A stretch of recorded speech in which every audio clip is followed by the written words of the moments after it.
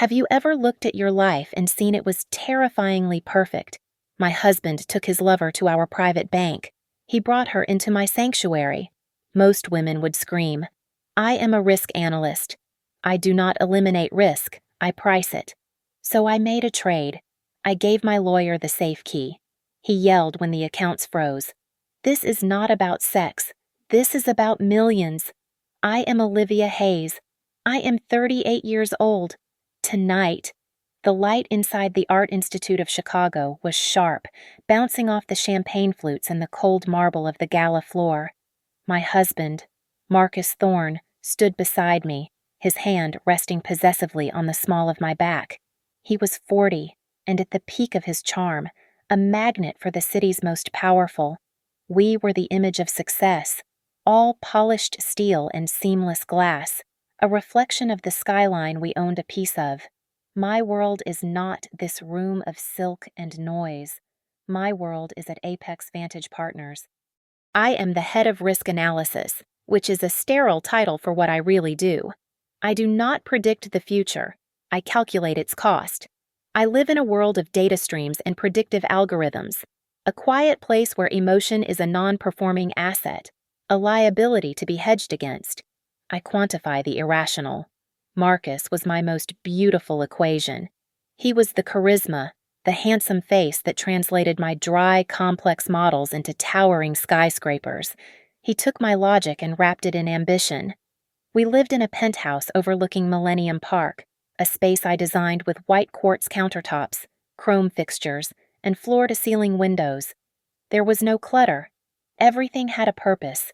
It was precise, clean, and controlled, just like my spreadsheets. I remembered, clearly, the evening 5 years ago.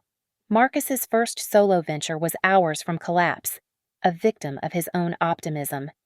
I spent 72 hours building a new forecast model, one that identified a niche market vulnerability he had completely missed. That model did not just save him, it became the foundational algorithm for Thorne developments. He never fully understood it, but he knew how to sell it. Our marriage was a perfect symbiosis. I was the engine, he was the polished chassis. I was the brain, he was the face. I believed this was a balanced contract, the most stable kind of partnership. I gave him the scaffolding for his empire, and he gave me a tangible, beautiful result for my abstract work. Lately, he had been talking more and more about expansion. He spoke of secret, whirlwind trips to Miami, which he explained away as meetings with new sources of capital, foreign investors who demanded discretion. I accepted this. Expansion requires liquidity. I managed the books for our personal holdings, a habit from my early days. It was there I noticed a small but recurring consulting fee. A monthly retainer, paid to an Vance. I cross-referenced the name. Nothing. I dismissed it. It was likely just an interior designer for one of the new Miami properties, an insignificant variable. I trusted Marcus. I trusted him with the absolute certainty of a mathematical proof. To betray me would be to betray himself. It would mean the destruction of his own financial foundation, the very empire I had built for him. It was an irrational risk, and I, of all people, knew Marcus was not a fool. He was ambitious, yes, but he was not illogical. My relationship with David Armstrong at Midwest Heritage Bank was built over 10 years of complex negotiations and multi-million-dollar asset management. He was a banker of the old school. He valued precision and respected my acumen. He never called Marcus. He always called me. His call came on a Tuesday morning, just before 10. I was modeling volatility for a new emerging market fund. "Olivia," he said, his voice unusually formal, clipped. "Apologies for the interruption. There is a significant transaction pending against your commercial trust. I need your verbal confirmation." I froze. My fingers stopped on the keyboard. "I am not executing any trades today. David, what is the amount?" There was a slight hesitation. "It is a transfer, a 7-figure sum. Olivia, perhaps it would be better if you came in." "I am leaving now," I said, and hung up. The drive was silent. My mind was not calculating. It was processing a data anomaly. I did not feel fear. I felt irritation. A variable was out of place. When I walked through the heavy glass doors of the private banking suite, David was waiting. He was not smiling. His face was a mask of professional discomfort. "Olivia, thank you for coming," he said, ushering me past the main floor. He led me to his personal office, a large room walled in glass that overlooked the bank's main, vault-like conference room. "Please," he said, gesturing to a chair, but I did not sit. I was looking through the glass, into the room below. There was Marcus, my husband. He was smiling, leaning back in a chair, projecting effortless charm. And beside him, her hand resting on his arm, was a young woman, strikingly beautiful, with dark hair and a laugh that I could almost hear through the soundproof glass. She was leaning into his shoulder as he signed a document. "David," I said, my voice perfectly level. "Who is that?" David looked down, then back at me, his expression pained. "That is Isabella Vance, Olivia. What Marcus is doing. He is leveraging the full line of credit on the Thorne Development's business account." He paused, choosing his words carefully. "The account which you personally guaranteed and collateralized with your own assets." "And the transfer?" I asked, my gaze fixed on them. "He is moving a very large sum," David said, "as seed capital for a new shell corporation. The beneficiary and sole officer of the new entity is Ms. Vance." I did not cry. I did not feel a single tremor. The emotional liability I had always hedged against was suddenly irrelevant.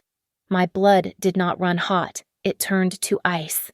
I turned my eyes from the scene below and locked them on David. "David," I said, my voice as cold and hard as the marble floor, "as the primary guarantor on that account, and as your largest private client, you will do exactly 2 things for me. Immediately." He nodded, relieved to be given orders. "First, you will pause that transaction. Do not decline it. Pause it for 24 hours. Cite an internal compliance review." "Understood." "Yes, Olivia." "Second, I want a full printed copy of every document they have signed in that room today.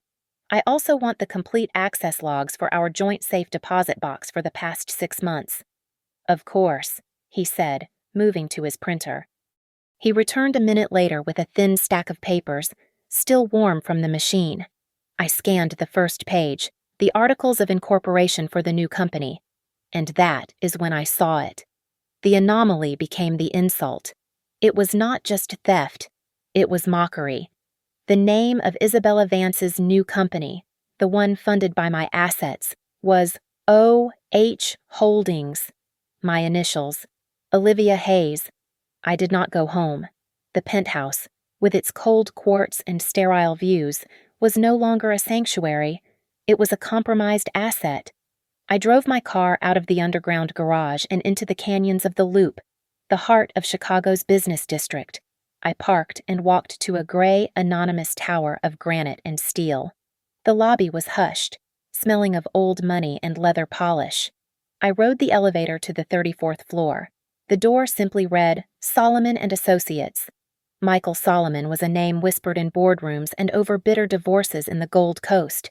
They called him the Grim Reaper's CPA. He did not handle custody battles. He specialized in unwinding complex financial deceptions within high-net-worth marriages. He was a forensic accountant with a law degree. He was waiting in his office, a room of dark mahogany and books bound in dark leather. He was a small, neat man in a vest, his desk obsessively organized. He did not waste time with pleasantries. "Ms. Hayes, please," he said, gesturing to a hard leather chair. I did not sit.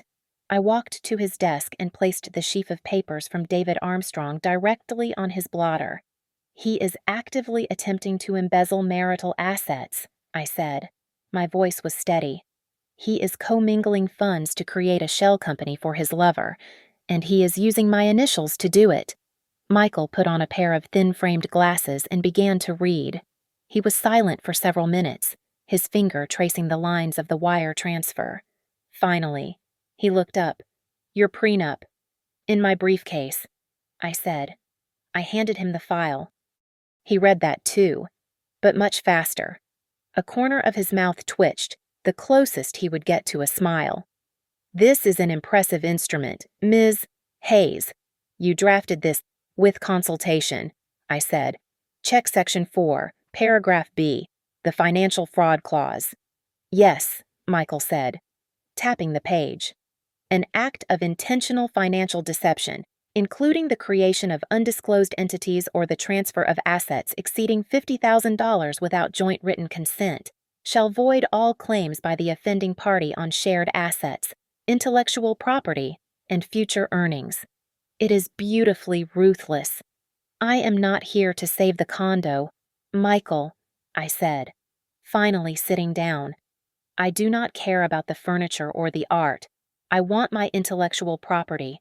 I want every risk model, every algorithm, and every predictive framework I created recalled from Thorne Developments.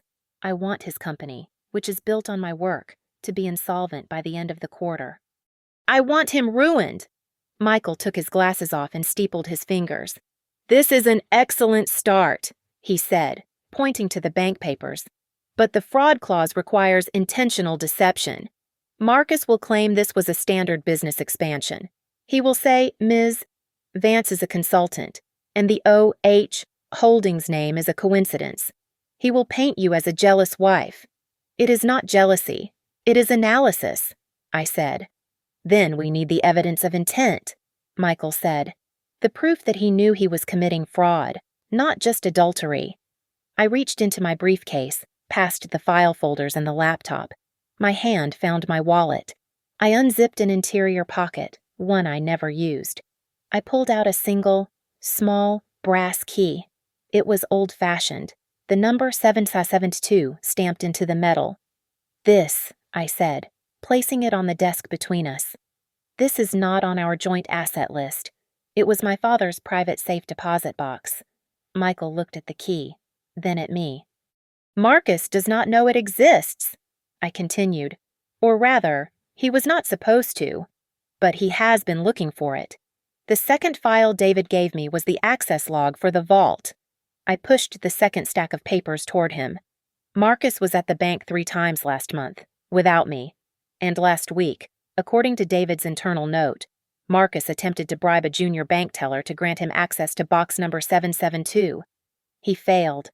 The room was silent. Michael understood. It was not just cheating. It was a hunt. "My father," I said, "was a complicated man. He called this box his truth ledger. I was to open it only if I ever truly doubted the foundation of my life. I think that qualifies." I pushed the key across the polished wood. "I am authorizing you, Michael. Go to the bank. Open it. Find the proof of intent." I returned to the penthouse. The silence was absolute, the floor-to-ceiling windows reflecting a cold, indifferent Chicago skyline. I went to the master bathroom, the one we shared, and turned on the shower, letting the steam fill the room before I stepped in. I let the scalding water run over me for 10 minutes, not to wash away the day, but to prepare for the evening's performance. I dried myself, walked into the closet, and selected a simple charcoal gray silk dress. It was his favorite. I went to the kitchen. I took 2 prime dry-aged ribeyes from the refrigerator. I began preparing dinner, my movements precise and economical.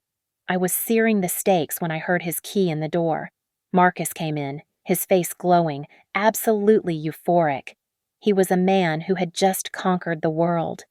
"Olivia, baby," he called out, shrugging off his jacket. He came up behind me and wrapped his arms around my waist, burying his face in my neck. He smelled of expensive cologne and the day's sweat. "God, you smell amazing." He turned me around and kissed me, a long, proprietary kiss. I did not respond, nor did I resist. "The Miami meeting," he said, his eyes shining with the lie. "It was incredible. They loved the project. They are all in." I manufactured a perfect supportive smile. I reached for the bottle of Cabernet we always shared and poured him a heavy glass. I handed it to him, my fingers brushing his. "I am so happy for you, Marcus," I said, my voice soft. "You have worked so hard for this. You deserve it." He drank half the glass in one gulp. "We deserve it, baby. This is going to change everything." We ate dinner at the large glass table, the city lights glittering below us like a carpet of fallen stars. He was expansive, talking about new buildings, new horizons, new money. And then, right on schedule, he set his fork down. "Listen, with this new opportunity, our bankers are advising we restructure some of the business loans," he said, his tone shifting to one of casual importance. "It is just paperwork, a formality, to leverage the new capital. I will need you to sign a few things in the morning." I looked at him and let a mask of exhaustion settle over my features. I sighed, a small, put-upon sound. "Oh, Marcus, you know I hate the paperwork," I said, rubbing my temple. "It is all just numbers to me. You handle it. I trust you." He smiled, a warm, patronizing smile. "I know, baby. Do not worry. I will take care of everything." I had fed his arrogance. The bait was set. Later that night, I lay beside him in the dark. His breathing was deep and rhythmic. The extra half-tablet I had crushed into his second glass of wine was working perfectly. I waited until 2 in the morning. I slipped out of bed, retrieved his phone from the charger on his nightstand. I stood over him, angling the phone toward his sleeping, handsome face. The screen clicked open. I went to his messages. I searched for Vance. There were hundreds of texts. I scrolled, expecting to find sexting, vulgar photos, the typical filth of an affair. I found something far worse. There were no "I love you" messages. There were no romantic dinners. It was all business. The messages were complex, filled with financial jargon, discussions of shell corporations, and asset transfers. This was not a love affair. This was a conspiracy. Isabella Vance was not a 25-year-old fool he was sleeping with. She was a shrewd, sharp financial analyst. I ran her name through my own Apex database on my laptop. She was a top-tier graduate, aggressive, and known for hostile takeovers. Then I saw the attachment. It was a screenshot of a data model, a complex algorithm I knew as well as my own heartbeat. They were using my model, my proprietary, foundational risk model, the one I had built for Marcus 5 years ago, the one I thought only I possessed. They were not just planning to take my money. They were using my own brain to structure the theft. He had not just given her access to our accounts, he had given her my work, my mind, my intellectual property. The betrayal was absolute, a cold, perfect circle. The call came at 8 in the morning. I had been up all night, staring at the lines of code Marcus had stolen. "Olivia, it is Michael." His voice was different, not the voice of a lawyer, but of an archaeologist who had found something. "I am in the vault. You need to come to Midwest Heritage, now." I did not shower. I did not change. I drove to the bank in the same silk dress from the night before, pulling my coat on over it. David Armstrong met me at the door, his face pale. He did not speak, but simply escorted me down to the vault level, to a private, soundproof viewing room. Michael Solomon was waiting. He was standing over a heavy steel table. On it sat the small, brass-colored safe deposit box, number 772. It was open. It was not what I expected. There were no stacks of cash, no bearer bonds, no gold. There was only a single, old-fashioned, leather-bound ledger, and beside it, a small, black external hard drive. Michael looked at me. "The ledger is thorough," he said. He pushed the hard drive and his laptop toward me. "But I think you should hear this first." He had already plugged in the drive. He clicked on a file. A voice filled the sterile room, a voice I had not heard in 10 years. My father. His voice was rough, heavy with cigar smoke, just as I remembered. "You think you are smart, kid," my father's voice said. And then a second voice, younger, slicker, and utterly unmistakable. "Mr. Hayes, I just need a chance. I can prove my value." I put my hand on the table to steady myself. The second voice was Marcus. "You proved your value." My father's voice boomed. "You interned for me for 6 months. In that time, you faked invoices on 3 separate subcontracts. You stole $40,000. You are a thief. Marcus, that is all you are." I listened, my blood turning to ice. My father, a brute of a man, a self-made real estate developer, had known Marcus long before I ever did. Marcus had been his intern, a kid he fired for stealing. But the audio file was just the appetizer. Michael pushed the ledger toward me. It was not a financial ledger. It was a dossier. My father had not just fired Marcus. He had dug into his life. He had discovered that Marcus Thorne was an invention. The degrees were fake. The family money was a lie. He was a professional con artist, moving from city to city, charming his way into money, and then disappearing. The ledger was a blood debt, as my father had scrawled on the first page. It contained copies of fake passports, statements from other victims, a complete deconstruction of the man I had married.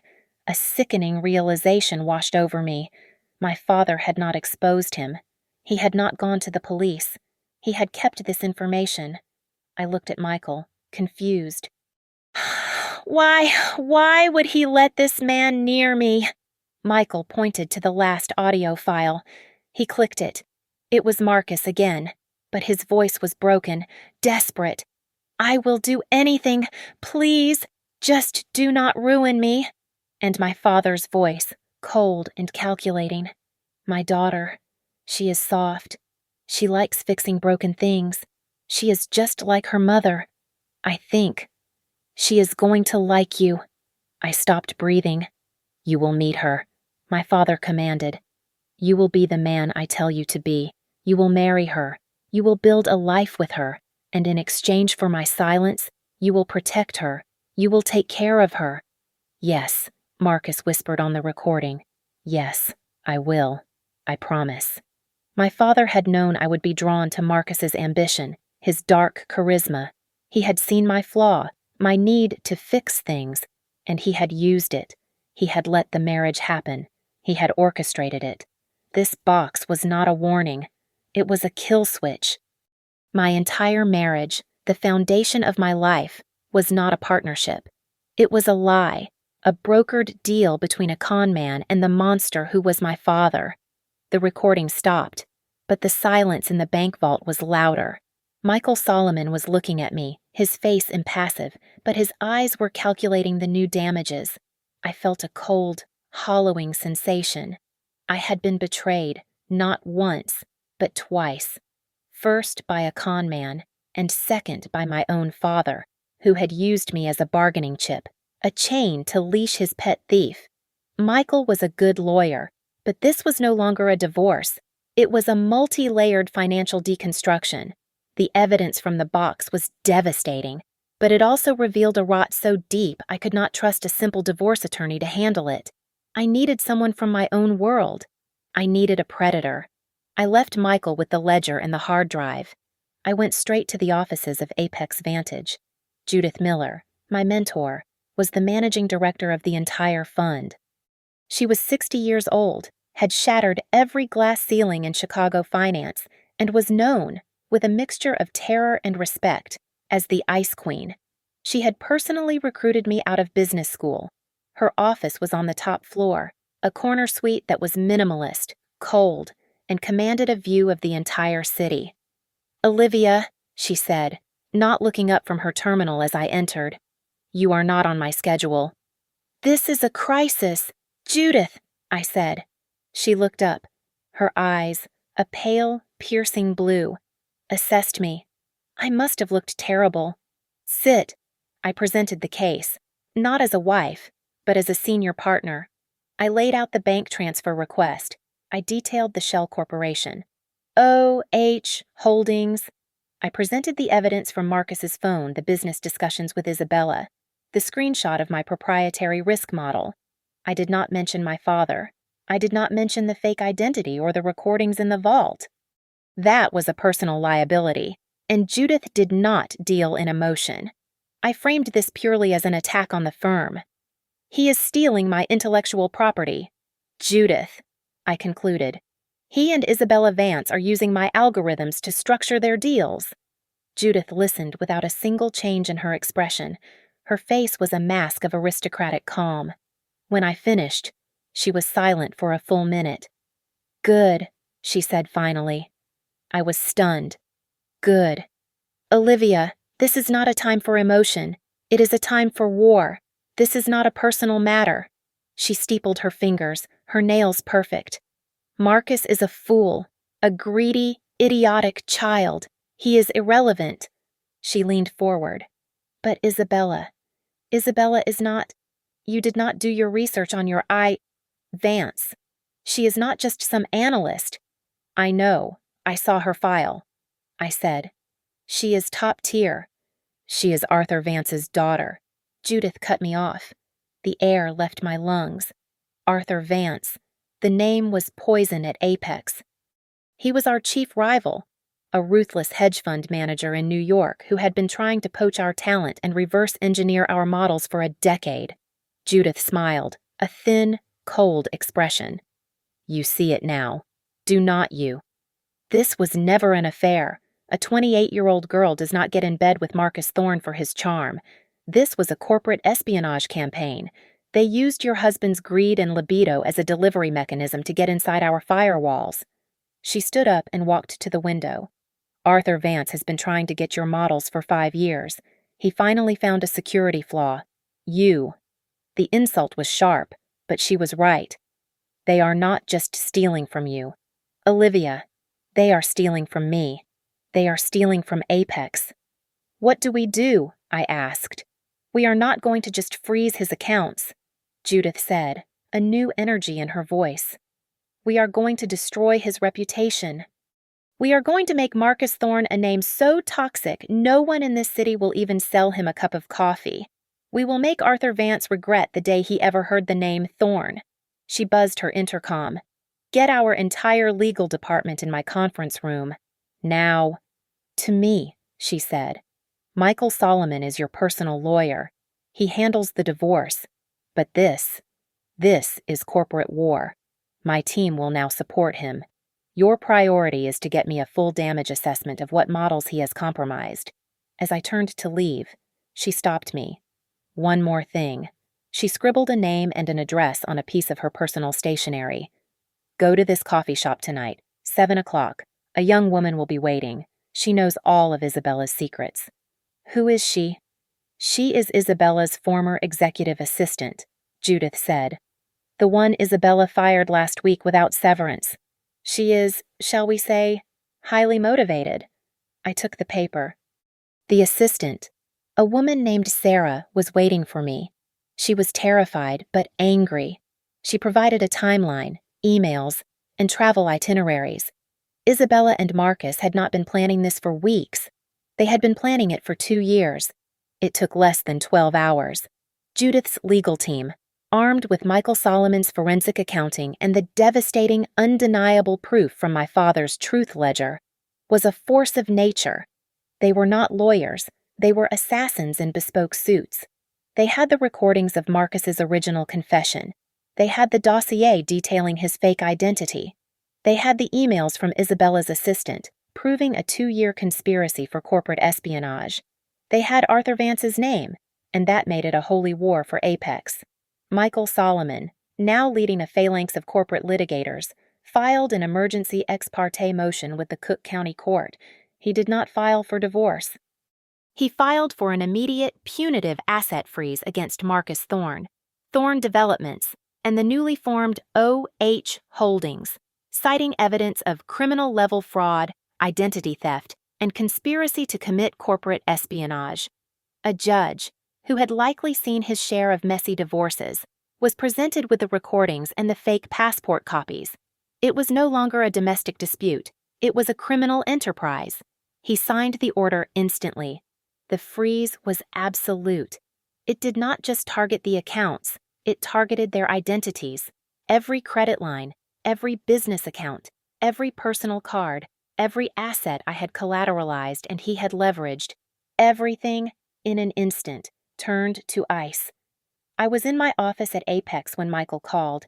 "It is done," he said. "The order is executed. All assets are frozen, pending the hearing. He is locked out." I looked at the clock.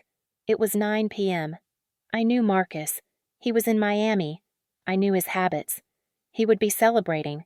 And he was. As I learned later, he and Isabella had reserved the best table at Miami's most obscenely expensive restaurant. They were drinking vintage champagne, toasting their new multi-million-dollar seed fund. They were celebrating their victory, the successful acquisition of my life's work. The bill came. Marcus, full of arrogance and wine, handed the waiter his Black American Express card. The waiter returned a minute later, his expression discreetly troubled. "My apologies, Mr. Thorne. This card has been declined." Marcus laughed. He thought it was a mistake. "Impossible. Run it again. Or just try this one," he said, pulling out a different card, the primary one for Thorne Developments. The waiter returned. "Sir, this one is also declined. The machine says the account is suspended." The blood drained from his face.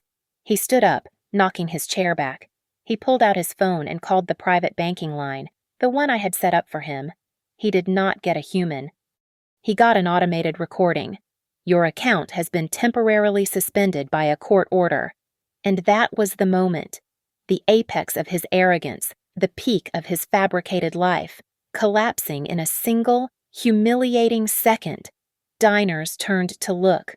Marcus, his face a blotchy, furious red, began to yell into the phone, his voice echoing in the hushed, elegant space.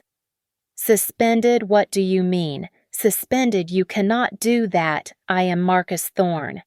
Isabella Vance, the shrewd analyst, the daughter of Arthur Vance, did her own risk assessment. She saw a failed asset. She saw the liability. She did not cry. She did not comfort him. She coolly picked up her purse, adjusted her dress, and stood. She walked out of the restaurant without a backward glance, leaving him alone with a $4,000 bill he could not pay. His phone rang again, almost immediately. He probably thought it was the bank, calling to apologize. He snatched it up, his voice a frantic rasp. "Hello? What is going on?" I was sitting in the dark in my penthouse, looking out over the city. "Hello, Marcus," I said, my voice perfectly calm, as cold as the glass against my hand. "I heard the weather in Miami is not very good tonight." Olivia, thank God something is wrong with the cards. You have to call the bank." "No, Marcus," I interrupted. "I think they are working perfectly. You should check your email. Michael Solomon has sent you some required reading." I hung up the phone and blocked his number. He must have caught the first flight. He used his emergency key, the one I did not know he had, slamming the penthouse door open so hard it hit the wall. The sound of the impact echoed in the marble foyer. He was a wreck. His expensive suit was wrinkled, his tie was gone, and his eyes were bloodshot and wild. He had not just flown, he had clawed his way back to Chicago. "Olivia!" he yelled, his voice cracking. "Olivia, what did you do?" I was sitting in the living room. The lights were off, the only illumination coming from the vast, glittering expanse of the city below. I was not alone. "Hello, Marcus," I said. He squinted into the darkness, finally seeing the silhouettes. Michael Solomon was sitting in the armchair opposite me.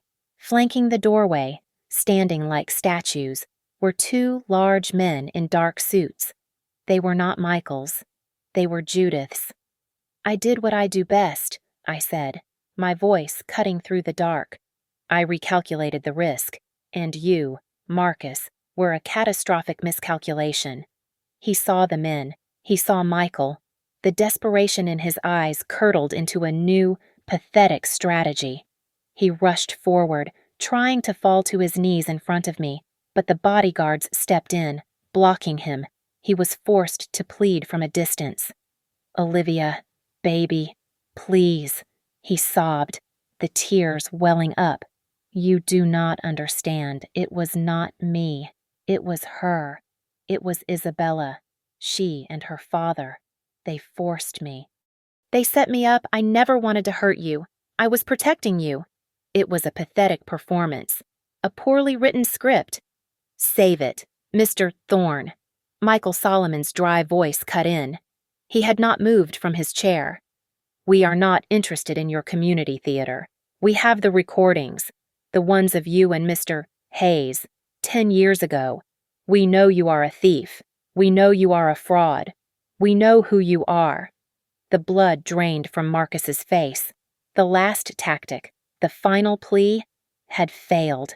He stared at me, his expression shifting from desperation to a pure, venomous hatred. The con man was gone, and the cornered animal was all that remained. "You," he spat. "You did this. If I go down, I am taking you with me. I swear to God, I will tell Apex Vantage everything. I will tell them you used company resources, company time, to run a private vendetta. To spy on me, they will fire you. You will be ruined right beside me." He was panting, his face a mask of triumph, believing he had finally found his leverage. A new voice, a woman's voice, spoke from the shadows near the hall. "He will not be saying anything." Marcus froze. I froze. Judith Miller stepped out of the darkness, walking calmly into the faint light from the window. She looked impeccable, as if she had just come from a board meeting. "He will not say anything to Apex," Judith continued, her voice as cold and clear as ice. "Because, dear Olivia, I was the one who ordered the surveillance. My heart, which had been so steady, so controlled, stopped." I looked at her, unable to process the new data. "Judith," I whispered. You knew." Judith let out a small, dry laugh. It was the most chilling sound I had ever heard. "Oh, Olivia," she said, as if scolding a child.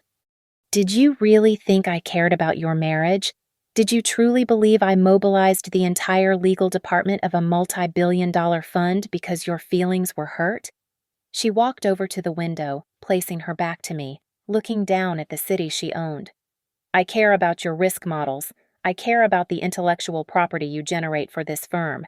I knew Marcus was a con man from the day you brought him to the company Christmas party 9 years ago. I ran my own background check." I could not breathe. You knew." "Of course," she said. "I let him get close to you. I let this entire charade play out. I was waiting to see if your loyalty could be bought, to see if he could turn you against Apex.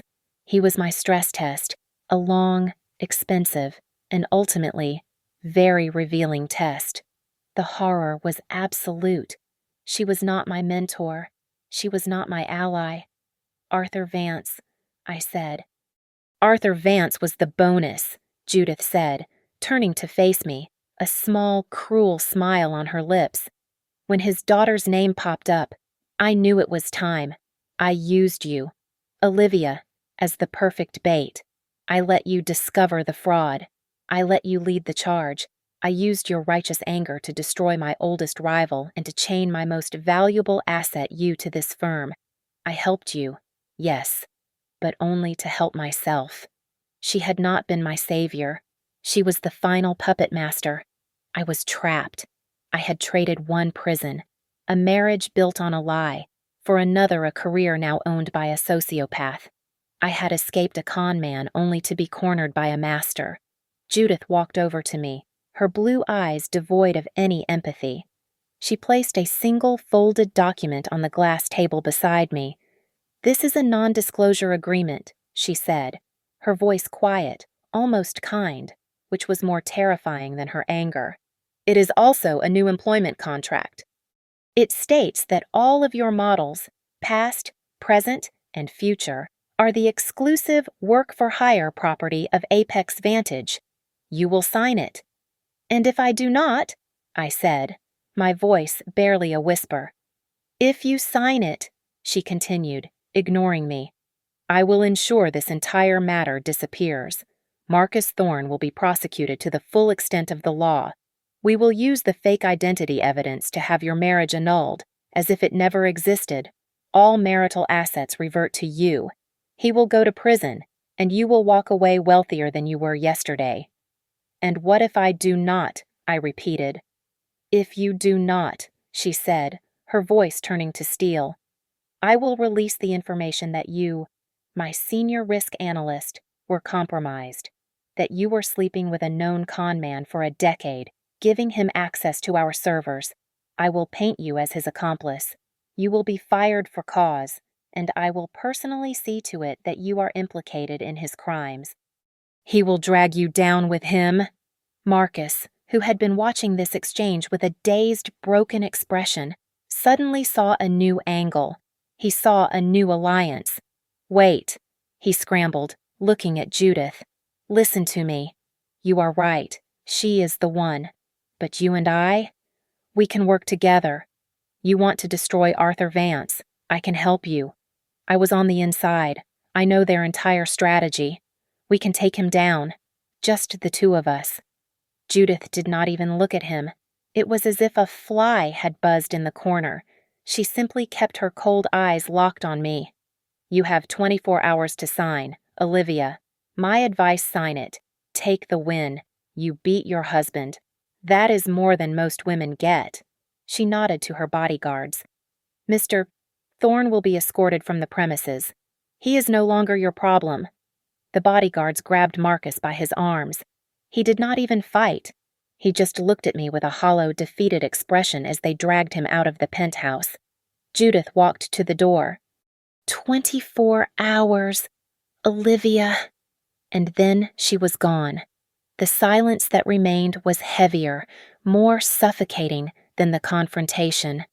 Well, Michael Solomon said, his voice finally cutting through the dark. That is a proper mess. He had been silent the entire time, just watching. A spectator. She has me, I said, my voice numb. She has me. I have no choice. I sign, or I am ruined. You are a risk analyst, Ms.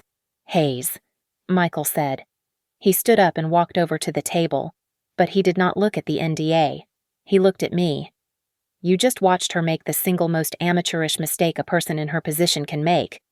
What are you talking about? I said, my mind racing, trying to find the angle. She has all the power. No, Michael said. She had all the power, and then she gave it away. She was arrogant. She needed to see you break. She needed to monologue. He reached into his breast pocket and pulled out his phone.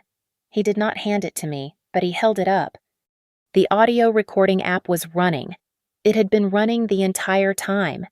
She just admitted, on tape, to using corporate resources for illegal surveillance on an employee, Michael said, his voice clipped and precise. She admitted to knowing you were a victim of fraud and allowing it to continue, and she explicitly threatened to blackmail you into signing a new contract by fabricating charges against you. That is extortion. That is a half-dozen felonies. I stared at the phone. The data stream. The new variable. I had a choice. It was the one variable Judith had not calculated. I could accept her deal. I could be wealthy, powerful, and a prisoner for the rest of my life, owned by her, just as I had been owned by Marcus, just as I had been owned by my father, or I could burn it all down. Both of them. My mind was suddenly clear. The fog of shock and betrayal was gone, replaced by the cold, clean logic of calculation. I had one move left. It was high risk, a 100% exposure. I picked up my own phone. I scrolled to a number I knew by heart. David, I said, when he picked up on the first ring. It is Olivia Hayes. I am sorry for the hour, but I need you to do something for me. I need you to make some calls. I need an emergency meeting of the entire board of directors for Apex Vantage. First thing in the morning. Olivia, I am your banker, he said, confused. I do not have that authority. You do, I said. Because you are also the bank that manages their entire corporate credit line. You tell them you have received information regarding a catastrophic failure in executive leadership that places the entire fund at immediate, terminal risk. They will meet. I took a breath. And David tell them to bring their lawyers. The Apex Vantage boardroom was on the 50th floor, a room of glass and polished steel designed to intimidate. It was 9 in the morning. David's call had worked. The room was full. The entire board of directors, 12 men and women who controlled billions, were seated. Judith was at the head of the table, her face a mask of controlled fury. She looked at me as if I were an insect she was about to crush. She clearly believed this emergency meeting was my desperate, final act. The heavy oak doors opened. I did not enter as an employee. I entered as an adversary. Michael Solomon walked beside me, his briefcase in hand. I did not take my usual seat against the wall. I walked to the center of the room, facing the board. "This is highly irregular, Ms. Hayes," Judith began, her voice like cracking ice. "I was just explaining to the board that this is a simple, internal—" "No," I said. My voice was not loud, but it cut through the air and silenced her. "It is not a misunderstanding. It is a risk assessment." I looked at the chairman. "A man named Peters." "Mr. Peters, gentlemen. I have identified 3 distinct catastrophic liabilities to this firm. Mr. Solomon has provided you with the summary binders." I heard the sound of binders being opened. "The first liability," I said, "is Marcus Thorne. The binders contain evidence of his true identity, a professional con artist who has been operating under a fraudulent name and fabricated credentials for over a decade. He is a criminal. The second liability is Arthur Vance and his daughter, Isabella." I could feel Judith's stare burning into the side of my head. "The evidence shows a 2-year conspiracy of corporate espionage, using Mr. Thorne as an asset to gain access to and steal this firm's core intellectual property. My risk models—" There were murmurs. Peters nodded grimly. This was tangible, a clear enemy. They were ready to congratulate me and Judith for uncovering this. "Your diligence is noted, Ms. Hayes," Peters said, "and yours, Judith. And the third," I continued, speaking over him. "The third liability is the greatest risk in this room." All movement stopped. I turned my head, slowly, and looked directly at Judith. "Ms. Miller, Mr. Solomon," I said. Michael placed his phone on the polished table and pressed a single button. The room was silent, and then it was filled with Judith's voice. "I knew Marcus was a con man from the day you brought him. I let him get close to you. I was the one who ordered the surveillance. Sign the contract, or I will paint you as his accomplice." The recording played for a full, excruciating minute. When it stopped, the silence that remained was absolute. Every eye in the room was on Judith. Her face, usually so perfectly composed, was bone white. She had, for the first time, miscalculated. I delivered the final analysis. "Ladies and gentlemen," I said, "Ms. Miller, by her own admission, has used corporate funds and resources to conduct an illegal surveillance campaign against a senior employee. She knowingly allowed a known fraud to compromise this firm's assets. She then attempted to blackmail me to extort me into signing away my intellectual property by threatening to fabricate criminal charges against me. I let that sink in. She has not only exposed Apex Vantage to a multi-million-dollar lawsuit from me, she has exposed this firm to a catastrophic lawsuit from Arthur Vance, the moment he discovers our managing director used illegal surveillance and blackmail against his daughter. She is the liability." I turned back to Judith. "You miscalculated the risk, Judith. You forgot. I am the one who writes the models." The resolution was immediate. It was not a debate. It was a surgical removal. The board voted unanimously to suspend Judith Miller, effective immediately. Her termination was a formality. Then, the chairman, Peters, turned to me. The anger was gone, replaced by the cool calculation of damage control. "Ms. Hayes," he said, "you have been wronged. The board is prepared to offer you a substantial compensation package for your silence. And, given the sudden vacancy, we would also like to offer you Ms. Miller's position as managing director." They were offering me everything: her job, her power. I looked at the empty chair at the head of the table. I could sit in it and become her. "I decline the position," I said, "but I accept the compensation package. My silence will be very, very expensive." I turned to the pack of corporate lawyers already huddled by the door. "Marcus Thorne is your problem now. Judith Miller is your problem. Arthur Vance is your problem." I stood up and adjusted my coat. "I came here to report a risk. My job is done." I turned my back on the wreckage. I walked out of the boardroom with Michael Solomon at my side. I walked out of the building into the bright Chicago morning, and for the first time in my life, I was not calculating the next move. I was free. Thank you for listening to this story. Comment below and let us know where you are listening from. We would love to connect and hear your thoughts. Please subscribe to Lily Revenge Stories, like this video, and give us an extra boost by hitting the hype button so this story can be heard by more people.